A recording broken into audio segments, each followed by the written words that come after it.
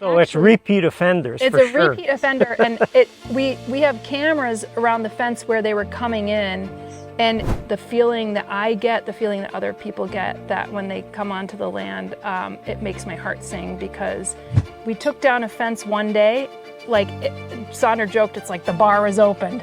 We had 15 deer come straight onto the land, and they had at it. We tried to fence in as many of the trees in the orchard in advance, but people don't know what they're missing until you give it to them. And if you were to do it over or going forward on some of the other areas, what would you do differently? Summer Rayne. That's an incredible name, thinking of it. Here we are, summertime. No rain, luckily. You know, looking over at your whole bio and your profile and what you've done, what's striking is how do you go from being a fashion icon to where landscape and plants is really the focus of your life? Well, I think the fashion part of it was kind of maybe the middle road, because I had always been involved in nature. I knew I wanted to go to school for environmental science and entomology. We found this place actually because I went to Cornell for environmental science and entomology, which is the study of insects. And I had more of an ecological focus, because when I sat down with my advisor at Cornell, her name was Barbara Bedford, she's an amazing woman, she is a wetland scientist, and I said, I don't want to just concentrate on like ornithology or entomology or botany, I want to do it all. And like her best advice to me was, then you don't have to focus, do it all. And I think at that point, all the fences came down in my brain, metaphorical fences. And I was like, yeah, let's do a more systems-based approach, which has always been interesting to me. And during university, I thought I was going into to do restorations of landscapes. That's where ecological restoration, that's where I thought I was going to go. I spent some of my teenage years working on mine reclamation sites in my home state of Pennsylvania, where we were restoring a Class A trout fishery from acid mine drainage runoff from the old culm piles, which culm is like the waste product of coal. And so I was tasked as a teenager to do the landscape plan for that, which was really empowering. Well, fast forward in university, and most of my friends were not environmentalists or people who thought about the environment. They were mechanical engineers, communications folks, systems engineers, comm engineers, all these things. And I said, they never really got what I did, and they made fun of me all the time. And I was like, how can I connect people to what I'm doing? And so I looked at the industries that really connect us all. You know, we all laugh, we all dance, we all listen to music, we all like to be entertained. And so I got interested in the fashion industry, not because that's what I grew up with, but because I thought it was a really good megaphone to talk about environmental issues. And that has really been my North Star. So I feel like I've made a 360-degree move from where I came from. Then the fashion industry was the real like wrench in the program. I focused on sustainability through fashion. That's how I became known in that industry. And then I moved back into plants, namely through the plants that I was growing in my Brooklyn apartment, and inevitably eventually got to a place where my friends and I could purchase some land together. Actually, when our mutual friend Joey approached me and said, hey, we should do some co-living together, like let's get some land. And I knew of this area because I fell in love with this area. I was 13 when I first came to Cornell, and I was like, this is beautiful, the geology, the landscape. We're in the Allegheny ecoregion, which is just where, you know, I grew up in northeastern Pennsylvania, which is about an hour south of here, and it's very similar, Allegheny ecoregion. And so I was like, this is the place. We didn't find this place initially. We all fell in love with another place, but for the life of us couldn't make it work because it had a land easement on it, which is so funny because in environmental sectors, you're like, oh, conservation easement, this is great. Of course we would do a conservation easement. What we found out was that you can't do anything on a conservation easement land. You can't even you make can't even a path. can't make a path, you can't cut a tree, you can have 20,000 head of cattle, but you can't have a tea house. Or do permaculture, actually, we asked. And it was a very restrictive conservation easement. And so here the lady who put it on 30 years ago, 35 years ago now, had the best intentions. But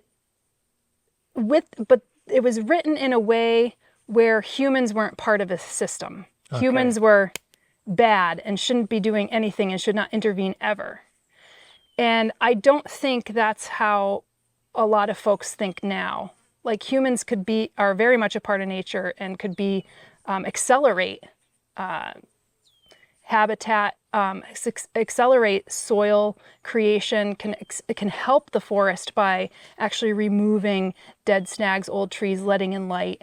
We're actually doing a technique here called femel schlag, which is actually cutting down a fair bit of trees and then letting the sunlight drench and then have an increase of saplings in the forest so that we could have an even age stand. So so it's been interesting to kind of do that kind of 360 degree. I wouldn't have traded it for the world because there's a lot that I've learned in that industry as well. Wow. You're jumping ahead. But yes, absolutely. You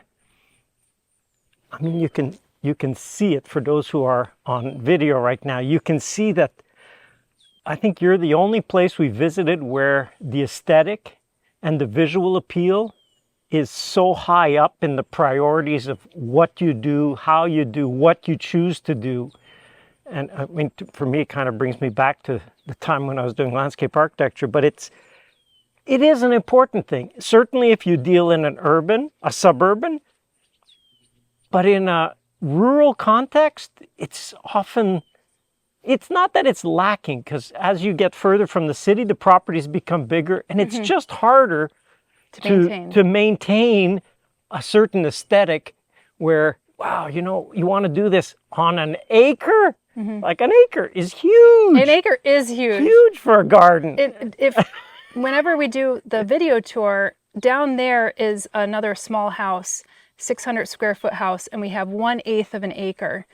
And that is such a nice space because I think a lot of folks live on, maybe a quarter, an eighth, small postage stamp.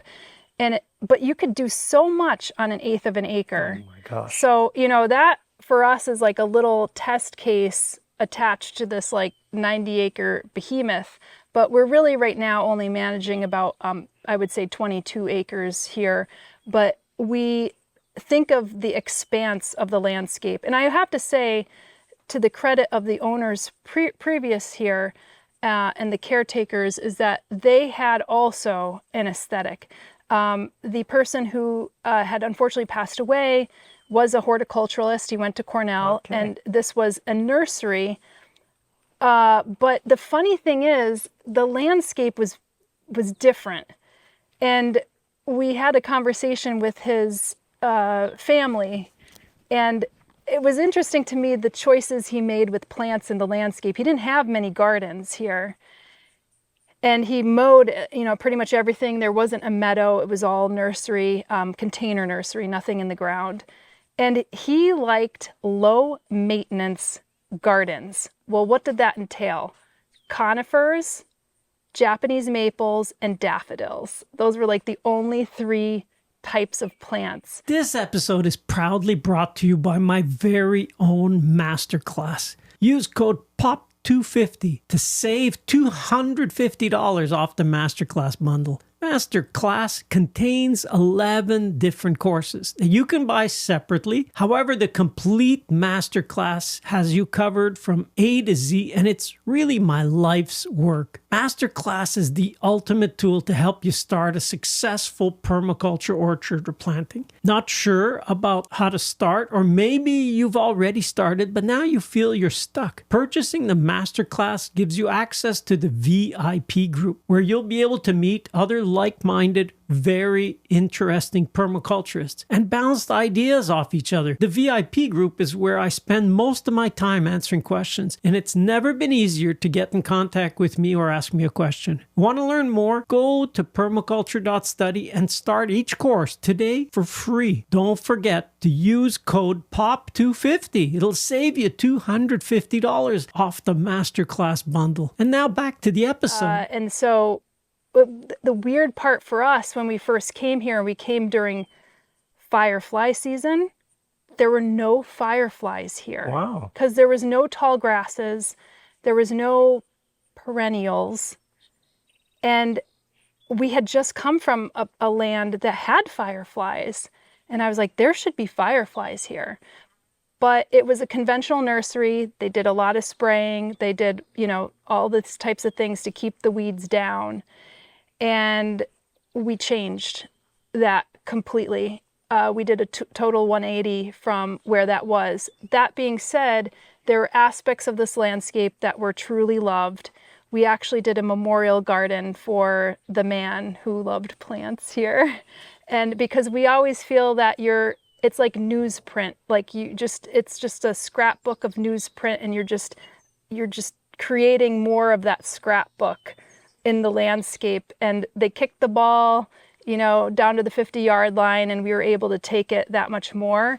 But you were absolutely right in saying that we really love aesthetics. Saunders, a motion graphics designer, our other partner, Joey, is a photographer and videographer. I've gotten into this. I started out in art, and we really think through the user experience of the place, how you feel in it, and how people leave feeling.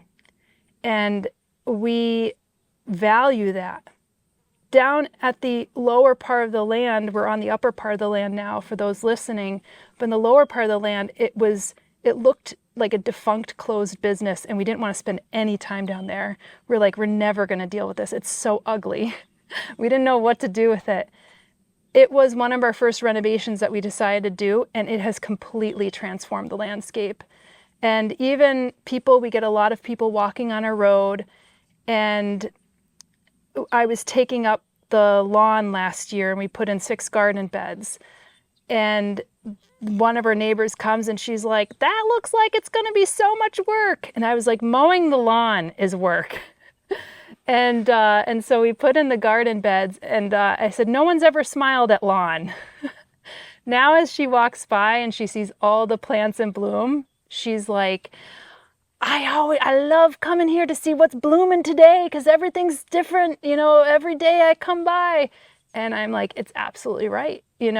People don't know what they're missing until you give it to them. And the feeling that I get, the feeling that other people get, that when they come onto the land, it makes my heart sing, because it's just so restorative and regenerative. And that's what we wanted. I know in permaculture circles, people talk about regenerating land, but for us, it's so restorative and regenerative as well. Well, you were saying the user experience. Do you expect someday, or have you, made this, at least in Windows, made it open to the public, or to select, make through a mailing or through your viewership or your audience, to say, hey, on a certain day, we're going to have a tour and people will be able to come, and because you've set it up for yourselves. I always found doing landscape design, I kind of felt guilty, where you could spend so much time and thought and meticulous attention to so many details.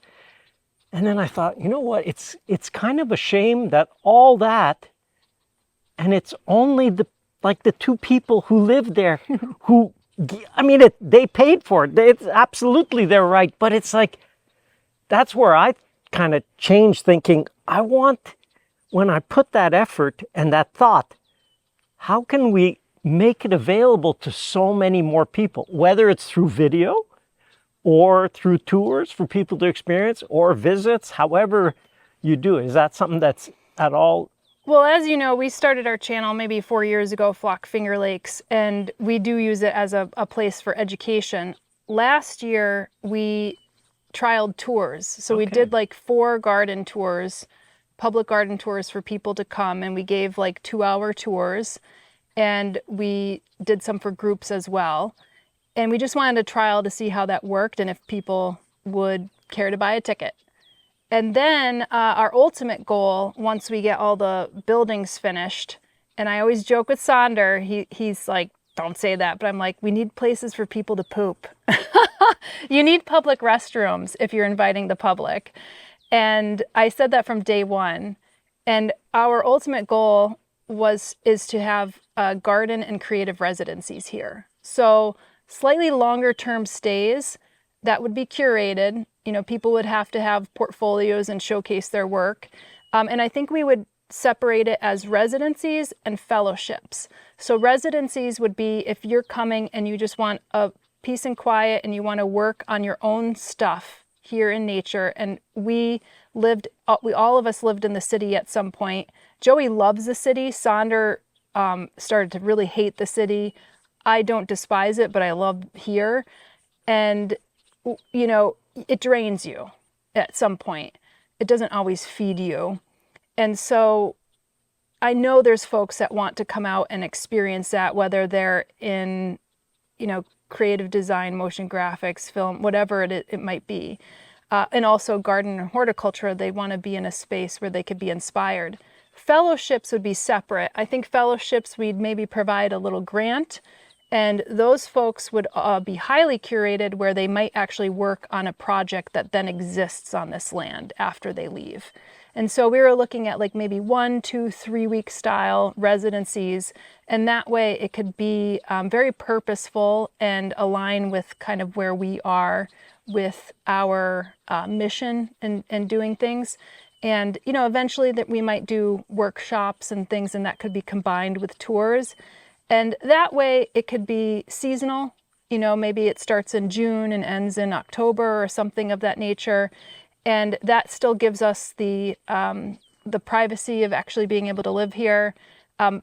Purchasing it as kind of 3 unrelated friends is kind of unique, and we've published a lot on that because I think a lot of people talk about that but don't really go through the hard talk and the steps to actually figure out logistically how to do it. And it may vary from state to state or place to place depending on where you are legally, from a legal standpoint, or from a practical standpoint. But I think once we did that and people saw our channel, there were a lot of folks who reached out and said, hey, can I live there? Can I bring my RV? Can I like pitch a tent?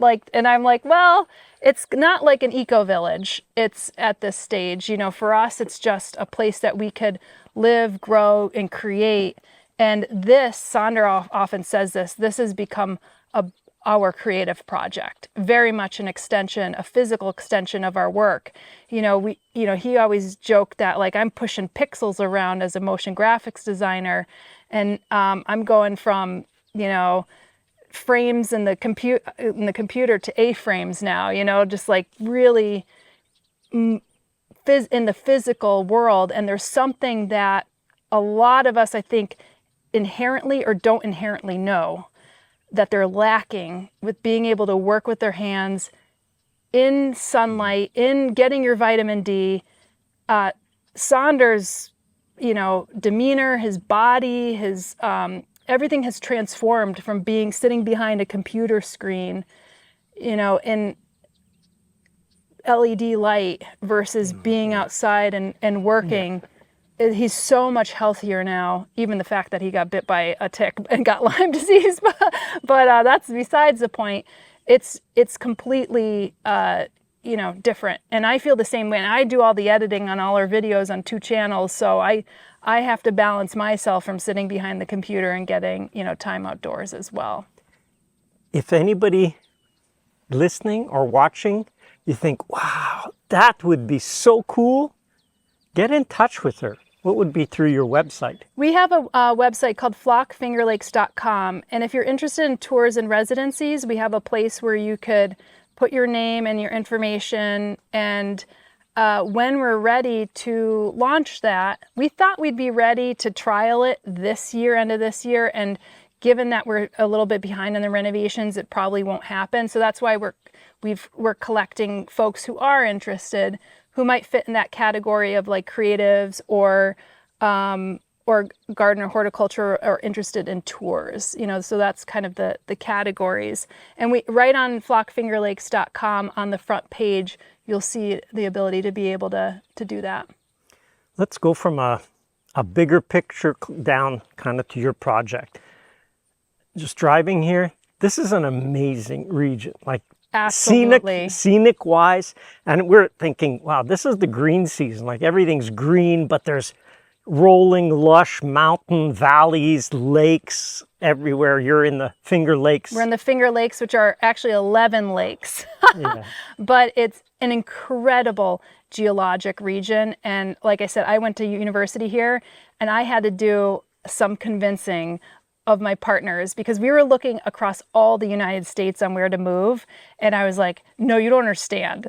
We have to go to the Finger Lakes. I mean, that's the context of that is fantastic. And Zachary was mentioning, wow, imagine this in the fall when you have fall colors. Is my favorite season, even despite my first name. Yeah. No, this would be like somebody just thinking, hey, what would be a nice drive, a nice trip? What is peak color here? October, what would you say? October is, I would say, it depends on... Is it the first half I would here? say the first half of October. Okay. I feel like our full flowers here peak August, like mid-August for us, I think is like some of the liatris is blooming right now, but I love when the liatris is in full bloom and the cone flowers are just kind of going out of bloom. But to me, fall is such a beautiful time, especially with all the perennials and the grasses that we have in the landscape. And then the backdrop. October starts to get like all the inflorescences of the grasses are out. And then you have like the palettes of reds and yellows and purples and oranges, especially on this, we call this half lake over here. It's about a 2.5 acre pond in the back. And you could just imagine it's surrounded by, a mix of forests. So it's a maple, hickory, oak, white pine, hemlock mix. And it's just really remarkably stunning. And one of the things that the gentleman who had this land previously, he did plant some key trees in here that maybe have really amazing autumnal color. Some of the Japanese maples are, and the beeches are kind of planted around with like some really beautiful deep colors that exist from spring through fall. And it just is, you could tell that he had an eye for that in the landscape as well. I don't want to bypass completely the whole aspect of edible because a lot of our audience is focused on edible, but like I said, the aesthetics is so important. The region is amazing. And then we get down to your product. What is it? How many acres do you have here? We have almost 90 acres.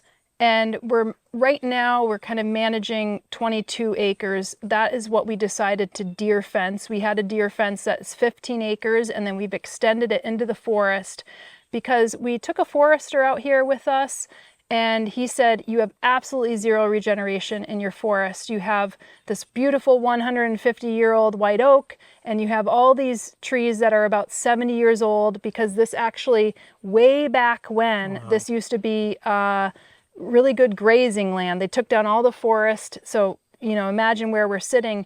It used to be all forest. In fact, he's from the Seneca clan, and he said, they used to call this area, like, I think he said dark shadow or dark forest, because this was not great area for planting. If you go down towards Ithaca around Cayuga Lake, that is Trumansburg area, it's flat, no topography whatsoever. That was where many of the indigenous peoples had their 200 acres of corn and beans and everything like that.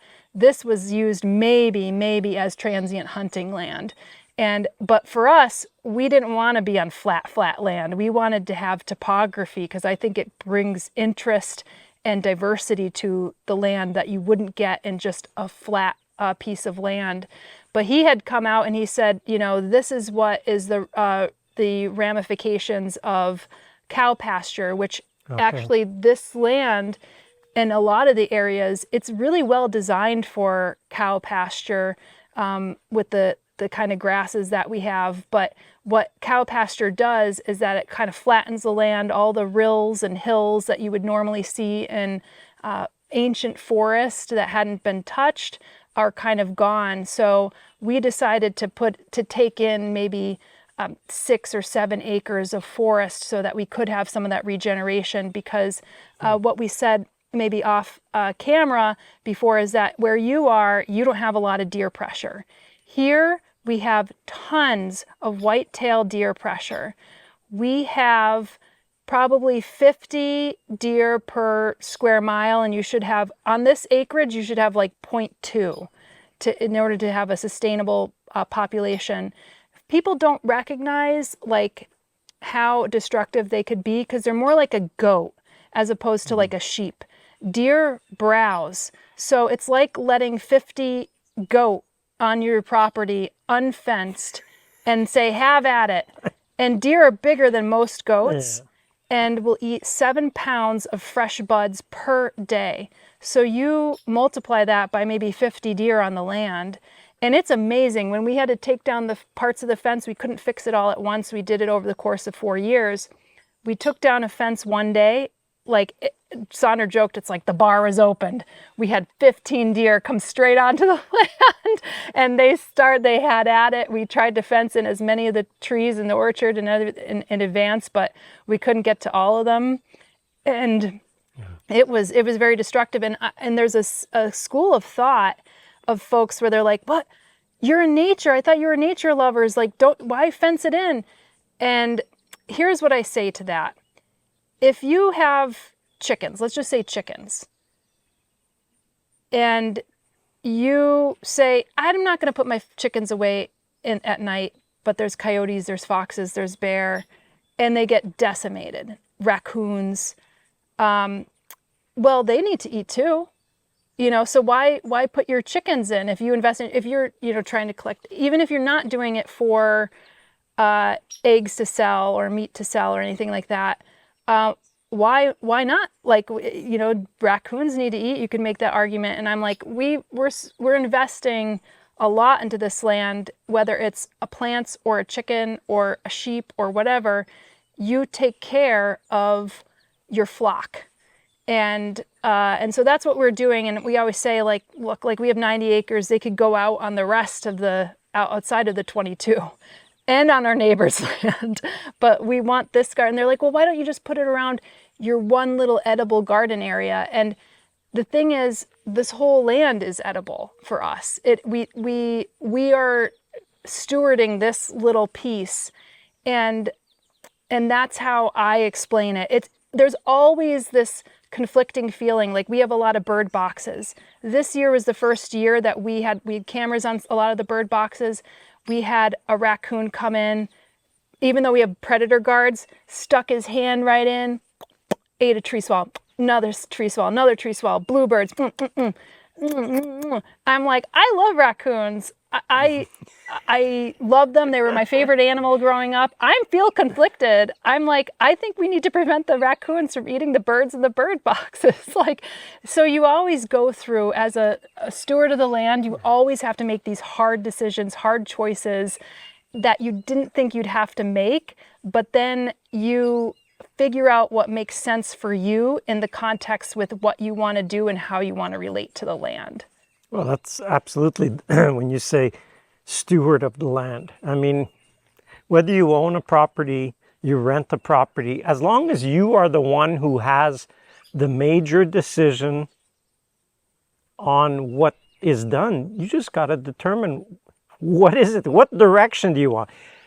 There comes a point where you may go, whoa, that direction is not, it's not something we'll ever win here. You couldn't win against the deer until you put a fence. Mm-hmm. I always say, if you're putting in an orchard, the first thing to plant is the fence. Yeah. You're not going to have an orchard. I've seen it where I've gone to properties and it was like, wow, when did you put this? We just put it in this spring, but you know what? I look at the trees and every one of them, the leaders, because the deer are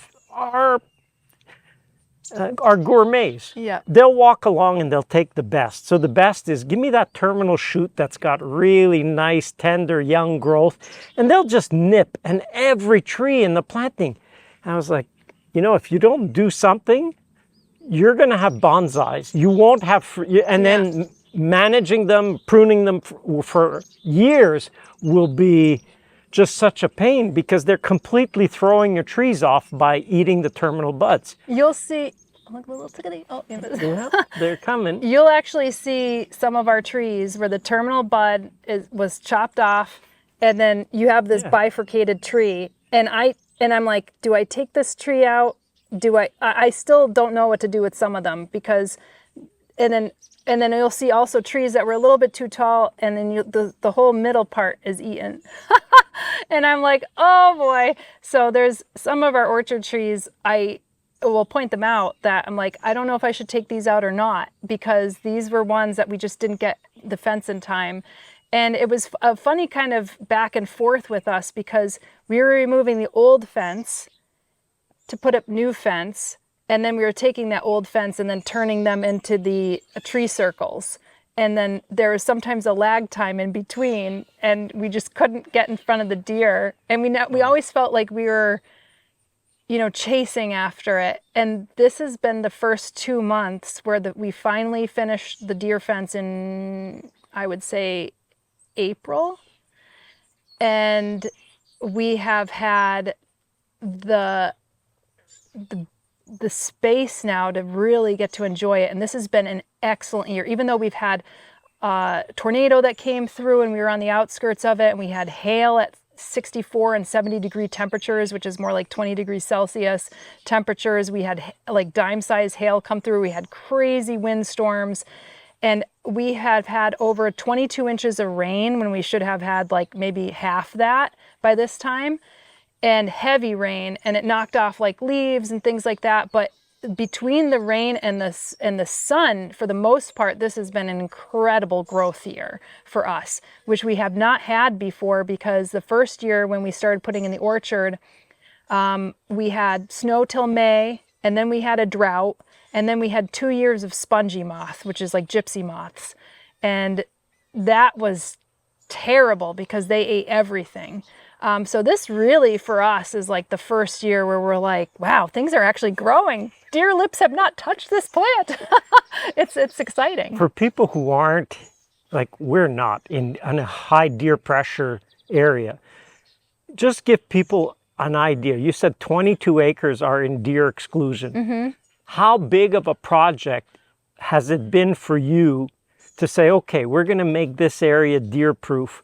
Like, what is that in terms of time, money, commitment? Mm-hmm. That's a serious, in a place where pressure, as you say, if you just leave an opening one night, you'll have 15 deer in here and eating a bit of everything. 7 pounds per day per deer. So, you know, you do the math. And they only pick the best. The best shoots. Yes. I mean, it's the same thing if you're a forager and you go out in spring, what are you eating? Usually the tips. You know, the fresh tips of plants are the tenderest, or they're the best.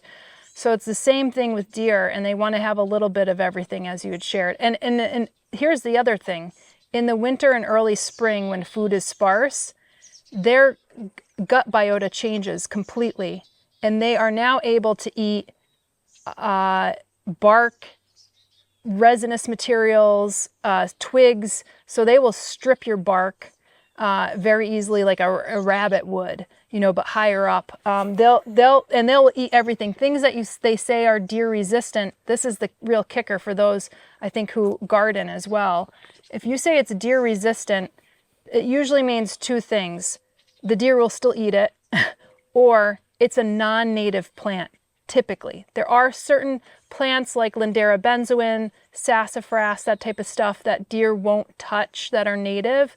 But I have and I take issue with folks who do all non-native, all deer-resistant plants, because we're changing the landscape to an extent that we're getting rid of all of our insects, because our insects often need those plants in order to, many of our insects are actually specialist insects or specialist pollinators, and we're losing those because we're removing their plants. And 96% of our birds, particularly in the songbird category, rely on insects for their foodstuffs in order to create their broods. So for us, it was really important that we have planted non-native plants here and cultivars and all that kind of stuff, but we've made an effort in order to plant native plants as well that are not deer resistant. So that was an important part for us. Now, to get back to your question, I don't know if we would have made this fence if we didn't have one to begin with. So it was interesting because Saunders and I and Joey were hiking in the area, actually not too far from here. It's got a trail loop called Abbott Loop Trails. And he noticed, he's like, oh, it's all fenced in. And I said, yeah. And I said, people fence in things here because of deer browse. And a lot of our natural areas are fenced in certain areas. Wow. Because it's impossible to keep those there. We have a 32-acre remnant old growth not too far from here, and that all became fenced in. Within 2 years, they had all of their trilliums back, which for folks who don't know, trilliums, they have like 3 petals, 3 sepals, 3 leaves, and they are, in many cases, an endangered or threatened plant, and they are an early spring bloomer. And so that was amazing to me and lifted my heart. And so when we found this land and saw that it had a 15-acre fence already, I was like, wow, this is gold. But it was in disarray, and we had to make lots of patches because it was probably anywhere between 10 and 30 years old, because they started to expand it as they grew their nursery. And I don't know if we would have done kind of the insane large fence if we didn't have one to begin with, which was helpful because we could recycle some of the posts on the south side. And then we replaced it with 8-foot fence. For those who don't know about deer could jump 12 feet. A mature deer could jump 12 feet, but they rarely will jump over 8. I have seen deer with my own eyes stand right in front of the fence and just hop casually over a 7.5-foot fence. It was impressive. What they can't do is see depth. Mm-hmm. Depth is, they have 20/60 vision, and they can't quite, so sometimes people will put 2 secondary fences and maybe only 4 feet, but we describe our deer as super deer, so we're like, they're gonna get in under anything that's 6 inches or bigger down below, belly crawling, or they'll push over 8 foot. So we decided to do 8-foot fences. In spring, we'll do a second round of fence that just with T-posts, which won't cost that much. But we had to make the decision, are we going to do this? Because it's very expensive. Here, it's roughly around $19 per linear foot of fence. And we have over 4,000 linear feet of fence. Now, we were lucky because we had some of the fence donated to us. Wow. Saunders and I actually put in most of the posts on the south side, which is one of our longer sides. We had gotten like a couple of the gates. We reused the gates that were here in some cases. And it doesn't matter if you run like a fence 10 feet here or 10 feet back. It's around the same length. So we said, we might as well just push the fence back a bit more, and it's the same length if you're drawing a line, more or less. So that's what we determined, and it took us about 4 years of, working and making our own money to say this is an important investment for us, because we're not selling this land. We're not planning on selling this land. So we're going to be here for the rest of we're in our 30s, so we're going to spend the rest of our lives here. Let's do it right. Let's do it well from the beginning.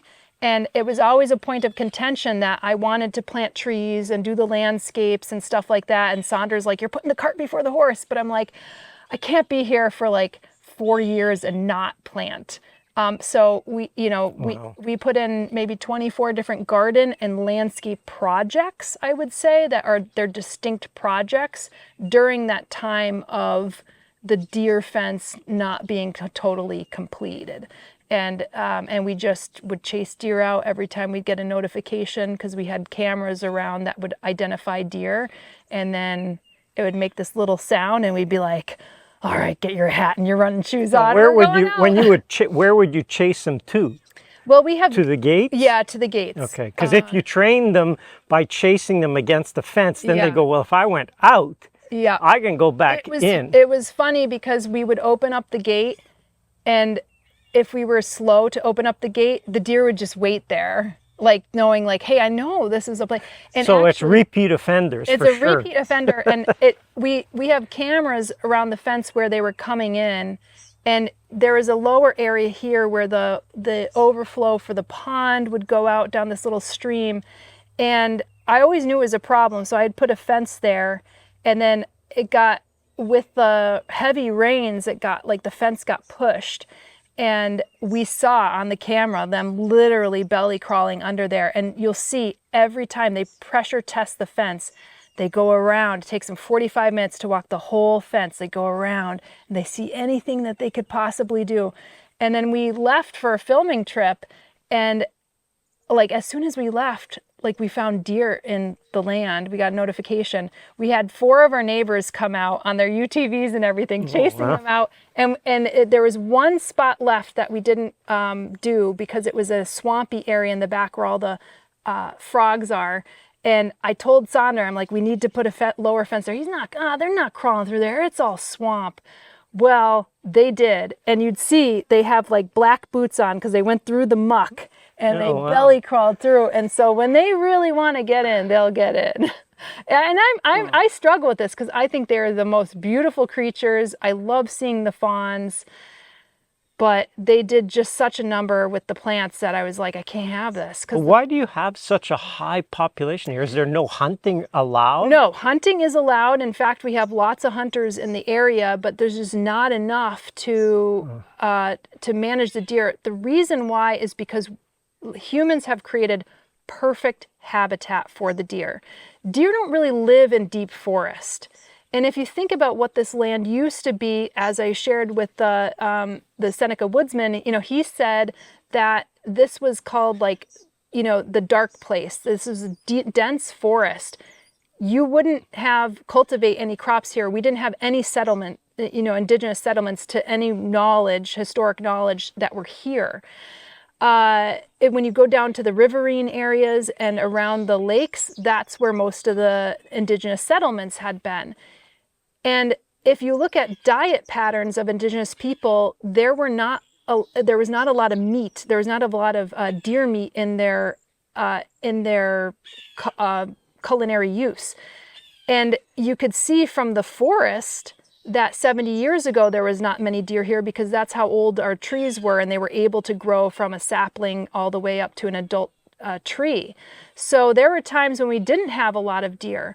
When you start creating agricultural areas, lawns, yards, this is what the deer like. They like the edge. There's a lot of species, not just deer, on the edge. You'll see it with birds as well. You'll see it with insects. Humans actually create great habitat for certain creatures. And when it was very striking for us, because we went to the remnant old growth forest, you don't hear a lot of birds. You don't see a lot of creatures, strangely enough. Even when you go up to the Adirondacks where there's more old growth, I'm like, I'm sure you have beautiful fungal life and insect life, but you don't quite have the diversity. It just seems, at least at onset, the stuff that you could see. And I think it's because the edge species are where it's at. That space between, we call this one area that we planted a lot of fruit trees for the wildlife, the interstitial, because it's the interstices between the meadow and the forest. And I feel like there's a lot of action in there, kind of that prairie where it's 30% tree coverage. The rest is grasses and perennials. the edge is where it's at, isn't it? There's a song by Charlie McGee, The Edge. You were saying Or Living on the Edge. Living on the Edge. That's a different rock song. I guess it's after my era.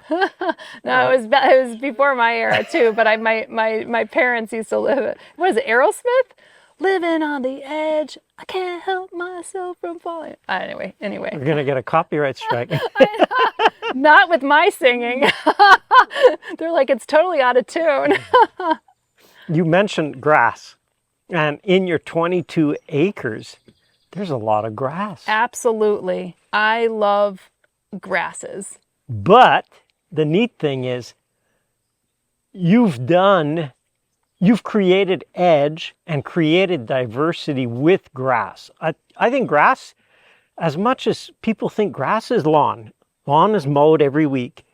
That's just one of the uses you could put grass to. You're kind of exploring with grass what is possible.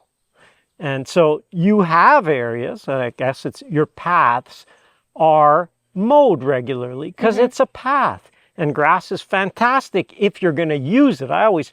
When I did landscape architecture, I used to do a simple exercise. I'd say, here's the plan or the certificate of your property.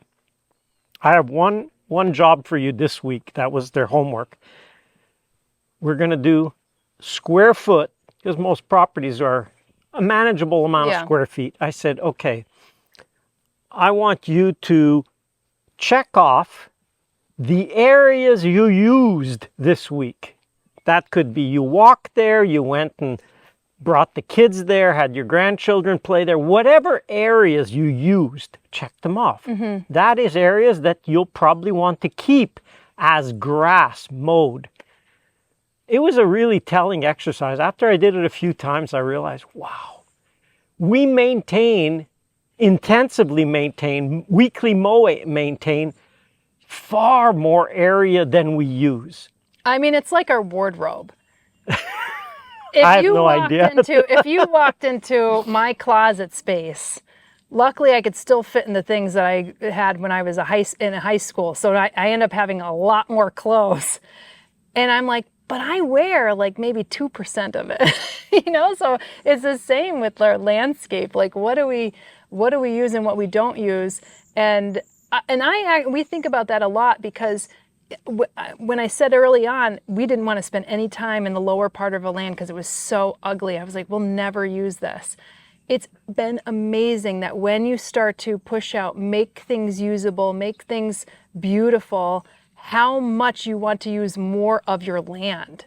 That's another thing that I figured out through the time that we've been here. It feels like we're reclaiming space, and it makes you want to spend more time. Now, yes, there are areas that we spend way more than that, but I agree with you. That's an interesting exercise for folks. There's a neighbor that we have down the road who has 60 acres, and he mows a probably good like 20 acres, if not more. He loves freshly mowed lawn. It's like the complete opposite. And it's just so funny. He hadn't been able to mow it as much this year because it was so wet, and you could see he was like just so pissed off. When you say mow, if you're doing 20 acres, I take it this was not with a push mower. No, he has 2 people mowing, him and his girlfriend, and they have like big vehicles that come in and mow it, like with the side arms and everything. So, but it does take them quite a lot, and they mow it all the time. And I'm like, this is just a different way to relate. But we've done a lot of interesting things with the lawn in addition to just letting it grow out in certain areas. So the paths we mow maybe like once a week. It takes us about 2 hours to mow the paths. And the other areas where you could see right now, unfortunately the listeners can't, but we have grass that's maybe about, I would say, 8 inches tall, 6 to 8 inches tall. Really the inflorescences are what make the grass tall. This, if we only mow that twice, it will stay 6 to 8 inches tall. It's pretty amazing. You only have to mow it twice. We mow it usually in mid-June to late July, and then we mow it again, I would say, in September, October, depending. And then the meadow area, which is higher grasses, and a lot of them are native bunch grasses. Some of them are non-native that came up that we could not get rid of. And that we only mow once, and that takes us 5 hours, and we let that sit through the winter. And the first day that we could get out there in spring is when we mow, because that allows for the insects to harbor in there, or the little mice and voles and everything like that. And then in the early spring, when the first dry day, we go out there. And then this lawn over here was an experiment. We actually had to even that area out. So we removed the sod. We used it elsewhere in the land to build up an area.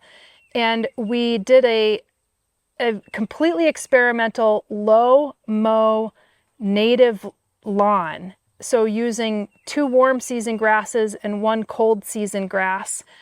Warm season meaning that it comes up more during the summer months. Cool season, it comes up spring and fall, which is what more of our lawn grasses, quote unquote, Eurasiatic lawn grasses are, more cool season rhizomatous grasses.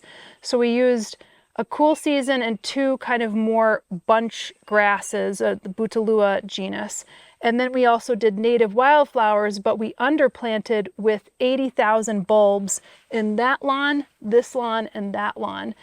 So from February to June, we get an amazing display of bulbs, Aranthus, Galanthus, Crocus, Tulipa, Sylvestris, Muscari, Chionodoxa, a number of different ones that in the warm times in February and March, and there are those days where bees come out, we have something even before the flowers on trees for them to eat and to enjoy. And that's why we don't mow those lawns until mid-June, July, because we have to wait for the bulbs to die down. So I would say there's like that ugly period, like when you cut your hair and then it starts growing out and you're like, oh, should I still cut it or should I just let it grow out? There's that ugly period between like June and July where we don't mow and we're like, ooh, this looks unkempt. And then after that, it starts to, I think, from an aesthetic standpoint, starts to look nice. Just when you say February and you're talking about bulbs growing, I'm thinking, you're not in our climate. No, but we are. In a way, you're zone 4, I'm zone 5. Yeah, it makes a big difference. Snow in May. Yes. And I mean, Binghamton got bruised, but we had, they had 4 feet of snow. We had about 2 feet of snow. But you'd be surprised, these start to push out under the snow. Under the snow. I mean, that's why they're called snowdrops, and they're made for zone 3, 4, 5, 6, 7, 8, you're pushing it. They need that cold period. And, these aren't bulbs that are native. We do have some native bulbs like our Mertensia virginia, which is our native bluebells and things like that. But even those are like, they don't want to come out with the snow. But we had years where they didn't come out until April and then got covered with snow. And you're thinking, these aren't alive. But then as soon as the snow melts, they're still under there.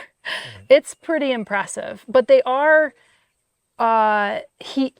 temperature dependent. And when we had removed the sod of that area over to the right as an experiment, there was not many bulbs that came up that year because it didn't have its fur, it didn't have its lawn, and they came up in the other land. It was the second year that when the sod grew out, and I joked we had that experimental lawn and I called it low-mow, but it was slow-mow, because what I found out is that the warm season grasses, they don't really germinate until you have 3 days that are at least a good 85 degrees temperature. So the combination of the cool and the warm season is pretty nice because it stays green all year long. But if you're seeding in the fall, which is when we seeded and when we put the bulbs in, you're not going to get that Butalua, the warm season grass, come up. You're going to get the festuca, which we put in, that would come up during the cool season, but it looked patchy that first year. So that's something to consider. But we talked with the turfgrass scientist from Cornell, and he's like, you know what? not enough people actually do this. He's like, we don't have experiments of this. We went to see kind of a low-mow lawn that Cornell did, but they did it very differently. So we're interested in using our land as test cases because it could inspire or encourage other folks to do something similar, but with the caveat that, you know, this is a different region than most, and every site is going to be different. So if it worked for us or didn't work for us, it doesn't mean that it would or wouldn't work for somebody else. Well, when you say mow it, so you have weekly mowed, you have twice a year mow, you have once a year mow, and you could have in between where you mow it seasonally. So you could do the once a year, but mowing it at different times. I originally was, when I did my thesis, one of the studies that really opened my eyes to the potential of parks. So parks are often managed, you mow it and that's all. Yeah. But I was like, wait a minute, you could do so much more with grass. And this was a study done in London where they said, okay, how do we use this grassy park area? Well, when the kids are finished school, generally, near the end of June, that's when it's used. So they said, well, why are we mowing it in April, May, and even early June? So they just trialed and they tried different things. And I thought that this was a great study where they said, if you want spring flowers, you mow in the fall. When you want fall flowers, you mow in the spring. And when you want summer, you mow early spring and late fall. And you'll encourage, because basically you just have to give it a window long enough. 6 is the start and 8 weeks is a good period. So now you've let those plants, because in lawn, most people think it's just lawn. Well, there's potentially a lot of plants that could be there. And there is. If you let it just grow up, you'll start to see that this is a diverse amount of species. In this lawn alone, what comes up, you get yarrow and you get all sorts of different types of grasses, and we have lots of sedges. We actually even experimented with a sedge lawn. And, you know, people poo-poo on grasses because we think lawn, and I do think lawn is yawn. But honestly, grasses have very deep roots, especially if you're talking not the rhizomatous ones that make up most lawns, but the bunch grasses have very deep roots. We had torrential rain here. And most of our land, except for our driveway got carved out. You probably could feel that on your way up here. But everything else like really held on tight. And I think it's because we went ahead and seeded a lot of like bunch grasses, and they really go deep. There was a great book from I think it was around 1929, an incredible scientist that basically did transects, cut like 20 feet down into the land and painstakingly drew the roots of certain plants to see how deep they would go. And it's really some of the grasses. I mean, even our trees, we think trees, you know, some of them do have tap roots, but most of the time they're just within 6 to 12 inches of that topsoil. Then you see that when a tree gets blown over, the root ball is very, you know, horizontal. It just expands this way. But for grasses, it really goes down deep. And I felt like if we ever had overflow, which we haven't even in really torrential times, because we have 4 ponds here, and most of this area does get flooded, like not in our area, but the region itself is prone to flooding. And so during that time, we feel very lucky because I think like this used to be the 9 acres down here where the meadow is used to be gravel, all gravel. They brought in 100,000 tons of gravel so that it would drain a bit more. They removed the topsoil, 100,000 tons. It was completely augmented and amended. We took out 96 tons of trash, tile drainage, metal pins, all this kind of stuff from that area, and said if we wanted to manage this, we had to move quickly. And that was actually our first project that we did in summer of 2021. And we removed all the trash. We evened out the land, and then we said, okay, we took out tens of thousands of invasive multiflora rose and honeysuckle. And we then decided to plant some shrubs and the meadow. And that, I think, has made a difference in keeping the soil on the land as much as possible. So you've been here for how many years now?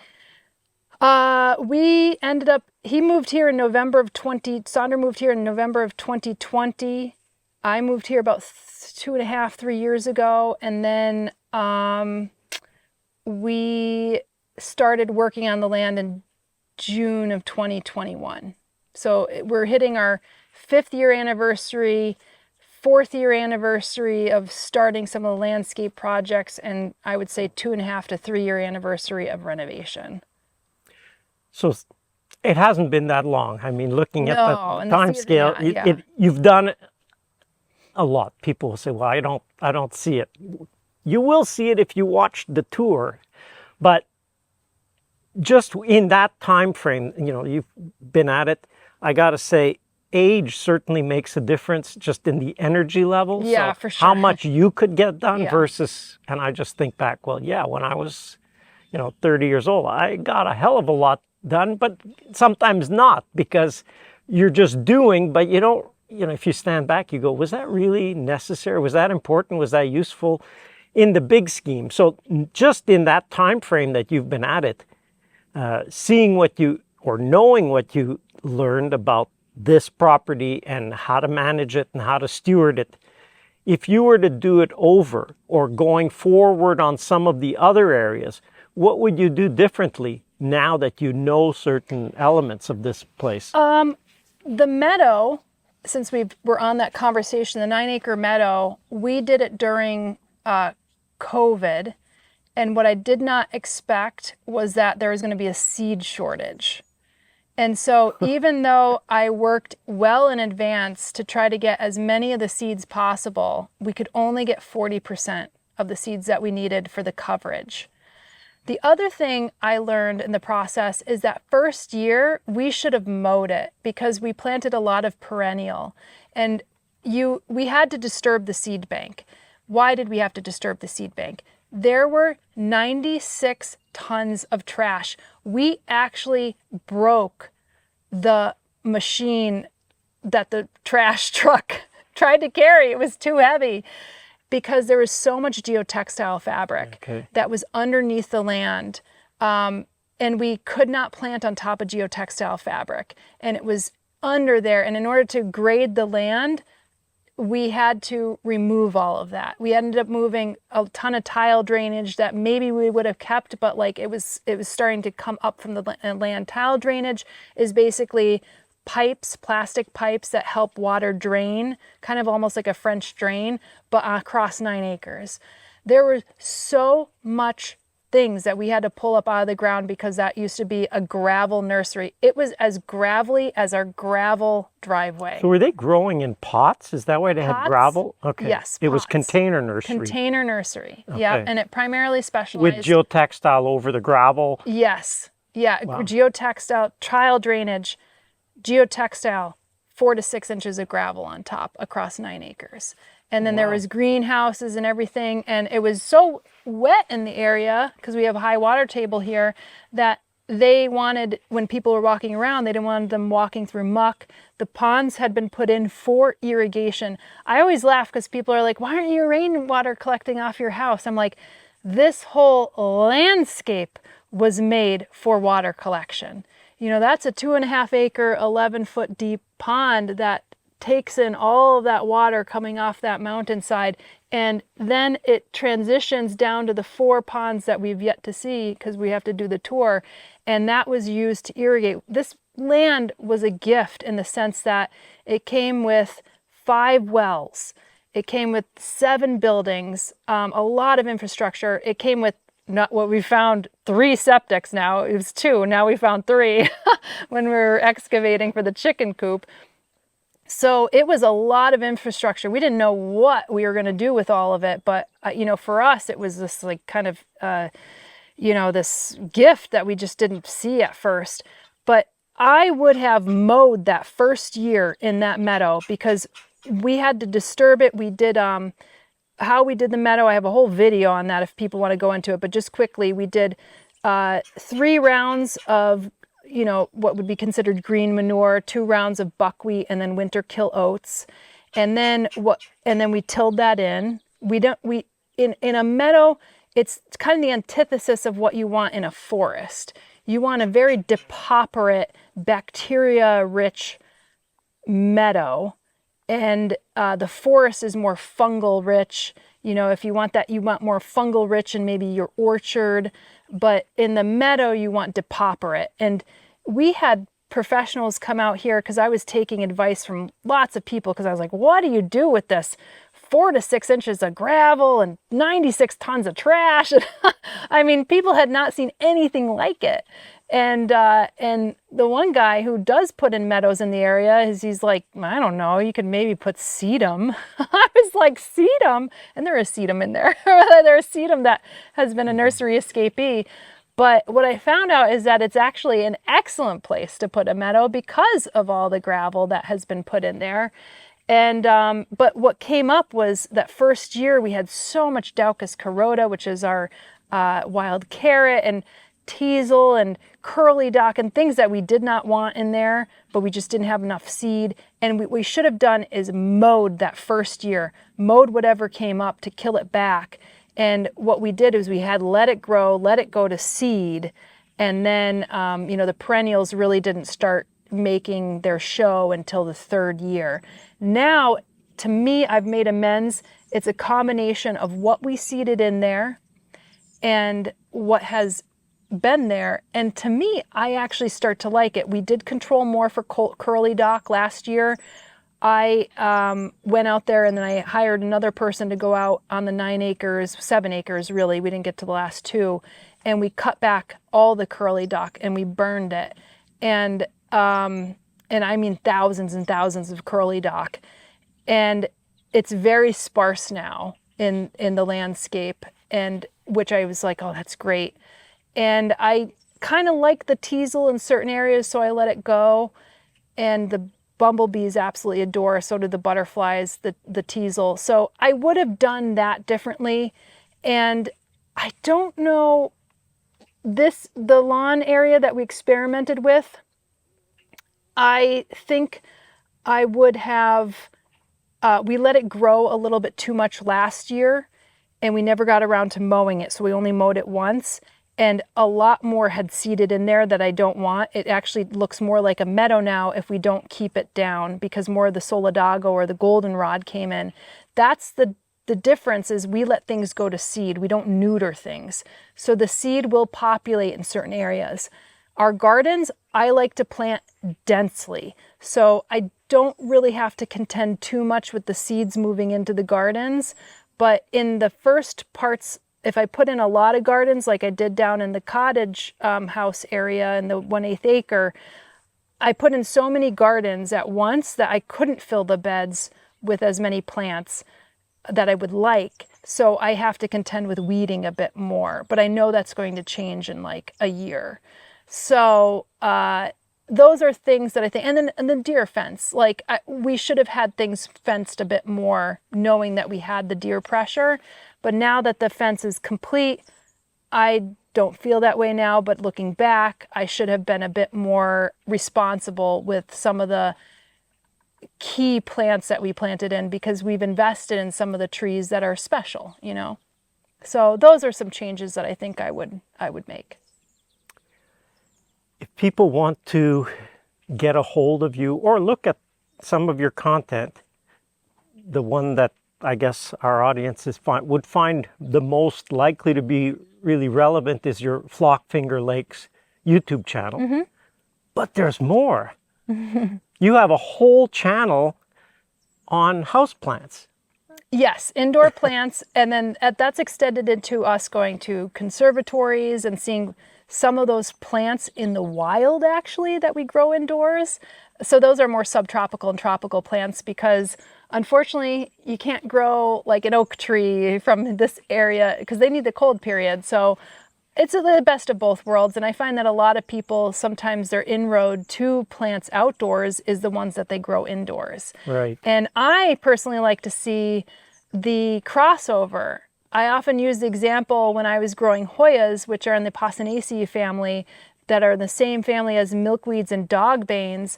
They have a very similar seed pod, similar flowers, and I was like, wow, gosh, that looks like a milkweed. It has a little latex wax. It is a milkweed, though you never see a Hoya in this area.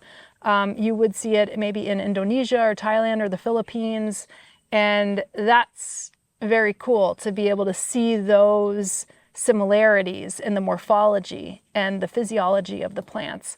So I like both. So Plant One On Me is our YouTube channel for plants and going out to conservatories and seeing subtropical and tropical plants in the wild. And Flock is more on this homestead, people in the region and beyond who might be doing some interesting things, who have like maybe cool greenhouses. And we try to learn from people that we interview and see, and then maybe we could incorporate some of those best practices or amend those practices on our land, depending on what our achievement or what our goal is. Fantastic. Summer? Yeah. Thank you very much. Thank you. Glad you made it here. Don't miss the tour.